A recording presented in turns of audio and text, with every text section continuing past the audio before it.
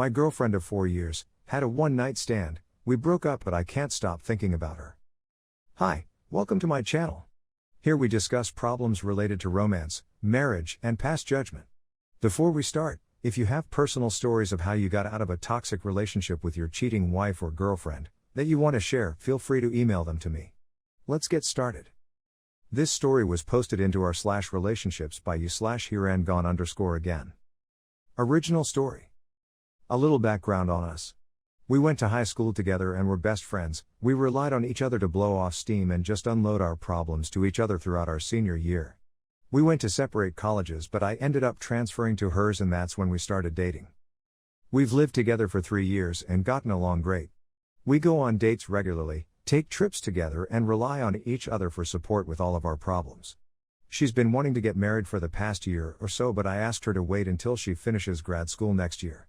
I dropped out of college and have a stable job and financially support both of us. She contributes to meals and groceries now and then, but for the most part, she works just to save money in case we need it for an emergency. My job is very time-consuming. I work on call and at different times of day, and sometimes I can be gone for a few days, but we always text or call each other while we're apart. Sometimes when I'm gone, she'll go out with her girlfriends and have a few drinks. I don't stress it as I trusted her completely. She's never shown any signs of infidelity and had a friend who cheated on one of her other girlfriends, so she shunned the guy. She even hates cheaters on movies and TV. Well, this past Friday I went to work at 11 p.m. and she was just getting ready to go out with her friends. We kissed, said our I love yous, and went on about our business. The whole night I had a shaky feeling, so around 3 a.m. I text her saying I loved her and hope she's having a good night. Obviously no response, but that's not uncommon. She'll usually text in the morning when she wakes up. I got off work at 11 a.m. and was home about 12 p.m. As I was pulling in, she pulled in right behind me. When she got out, she was wearing the same clothes as the night before and looked a mess. She kissed me on the cheek timidly and we walked inside. As soon as I closed the door, she broke down in tears and was just holding onto my legs for dear life. She said her friends met a guy at the bar who started buying them shots. He was touching her shoulders and mainly paying attention to her, or so she says.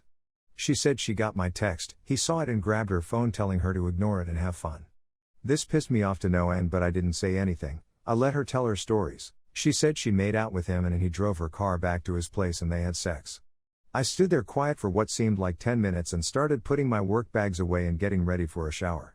I was emotionally gone. I felt absolutely nothing for her at that moment. I scared myself in my mind because my body went on autopilot and just started doing my normal home routine. She followed me like a puppy dog, asking if I was going to say anything. I asked her if she enjoyed it and she stood there shocked and asked if I even cared about what happened. I told her, why would it matter to me what you do? You're a single woman, you can do what you want. She started wailing and flooding tears, and it just didn't faze me. I was done. I told her I was going to take a shower and she needed to be gone when I got out.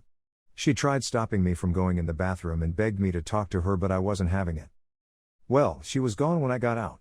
I didn't hear from her at all Saturday, but I heard from her mom, who was apologizing to me.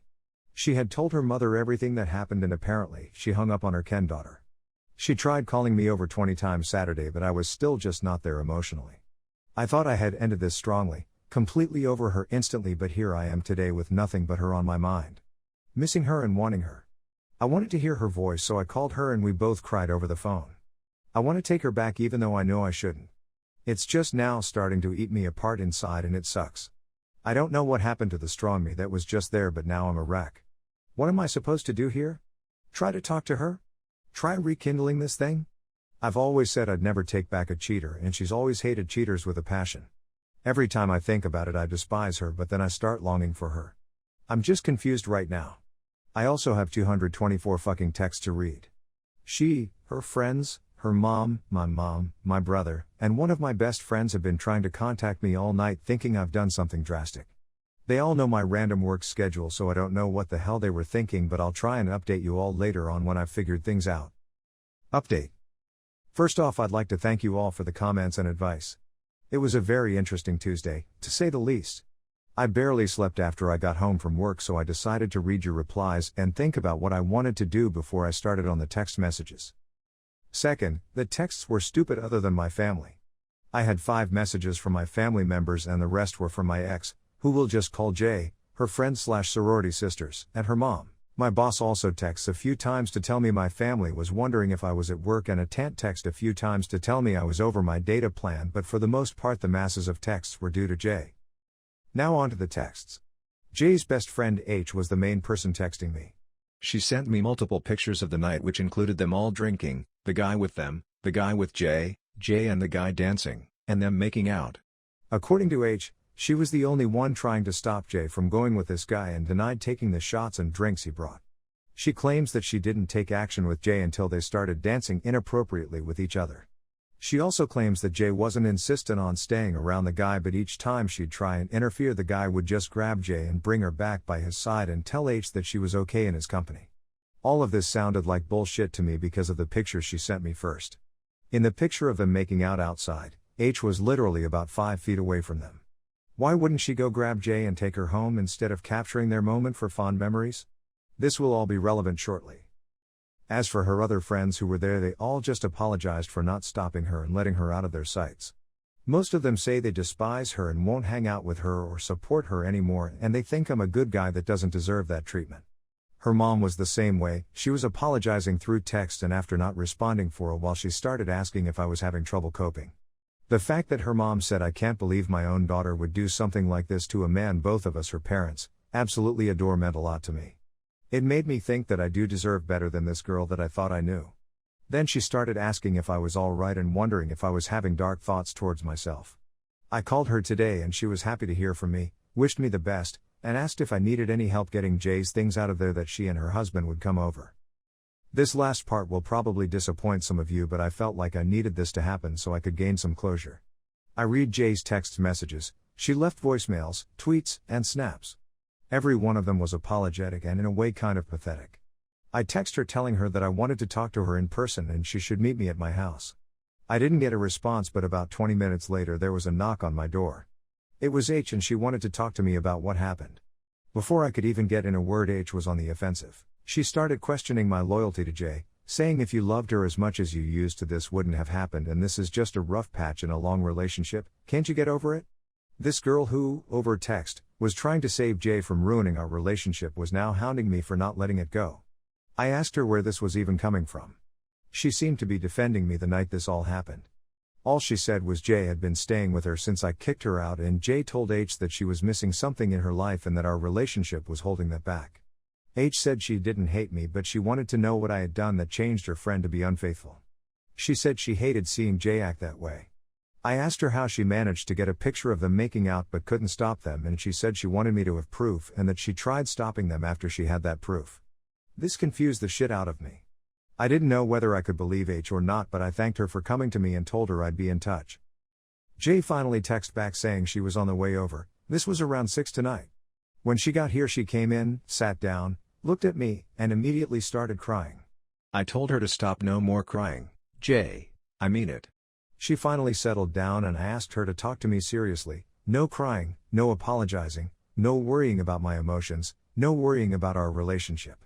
I asked her to just tell me what happened and why she let it happen. Don't tell me what she thinks I want to hear, tell me what she was thinking throughout the night. She said she was too drunk to stop herself from her inner thoughts. She found the guy to be incredibly attractive, and him paying her the most attention compared to all of her other friends made him that much more attractive. She said she wasn't planning on doing anything with him, but the more physical he got with her, the more she let herself go. She didn't think of our relationship, her friends, or anyone else in the bar. She said she was lost in this little drunken moment where she was in the spotlight. He asked her if she needed someone to drive her car and she said yes. He asked her if she needed a place to stay and she said yes. At this point, tears start flowing down her face again. She had sex with him and immediately left, drove around for hours, and finally came home. She said she contemplated not telling me, had ultimately decided not to tell me about it.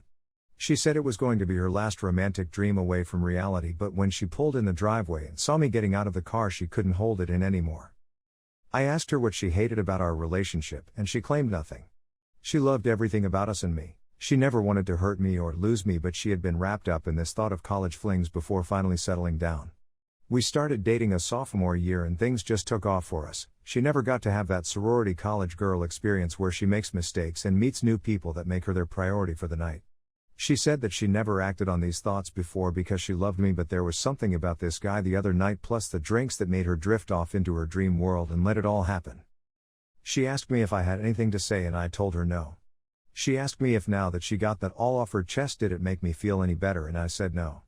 She tried to hug me but I pulled away. My emptiness was back again but I stayed and listened to her.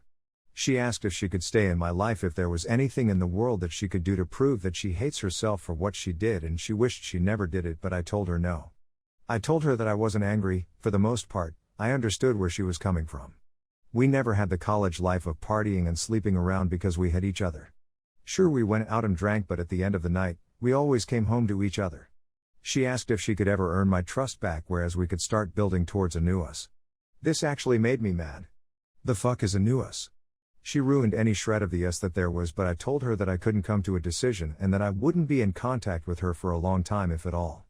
She grabbed some more clothes and tried to kiss me as she left but I turned away and walked to my room.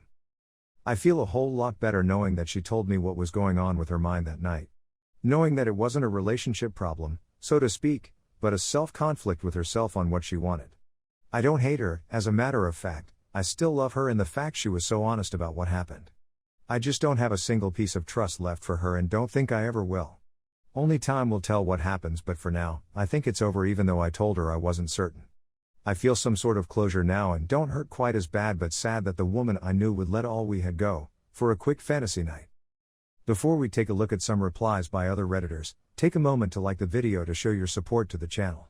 Don't forget to leave your own opinion on the story in the comments down below. Now let's look at some comments. Beloth wrote. She chose to cheat on you, it's not like he pulled out a gun, he probably said let's get out of here and go back to my place and she could have said no. He took the phone out or her hand when you texted, she could have said for him to fuck off and took her phone back, she didn't. He was rubbing her shoulders and probably other little things that were inappropriate, she could have told him to stop, she didn't. Just let that sink in. Even impaired we have the ability to make decisions and choices that are appropriate for the situation, and before even that we have the choice of accepting drink after drink till we are at the point of making a bad decision. Marge_Bouvier wrote. What you're longing for is the woman you thought was your soul. You want to feel the love you felt with her prior to finding out she'd cheated on you but it's not going to be the same. You need to think seriously and objectively about what she did and what it means. She had several chances during the night to stop things. She literally saw a loving message from you and then proceeded to go home with and fuck another guy. Just think about what it takes to do that. What she must think and feel about you. She wanted this and she got it and now she wants to have you back too. Are you okay with that? If you take her back you may feel happy temporarily like you've won, like she's chosen you, and this is all completely normal. She will probably try to suffocate you with calling you, trying to see you, telling you everything you want to know, being the perfect girlfriend. She may genuinely be sorry for her mistake. And whether you can spend your life with someone who can go so far as to leave a premises, let someone drive her car to their place and sleep with a stranger is your decision but you do need time alone to decide this, to figure out who this girl is and what it will take to repair things. And if she really does respect you, which her actions don't seem to agree with, she will give you that time. To me, it sounds like she wants the security of being with you but the excitement of being a single girl. Whatever it is, make sure it is you who is making a well-considered decision. Best of luck. Icon Helpin' On Lawyer wrote. Holy shit. That really sucks. I was never one to want that kind of college life like she described, one-night stands, drunken mistakes, and getting blackout drunk. The same thing happened to me too. She said she was young and she wanted to live life, which is the perfect excuse for cheating with a coworker. But I digress. It almost makes me feel like that what everyone wants, just to play the field and do stupid shit in their 20s. All I want to do is stay in and watch TV with a nice enough girl. If you liked the video, subscribe to the channel to see more videos like this. Hit the notification bell to make sure you never miss an upload.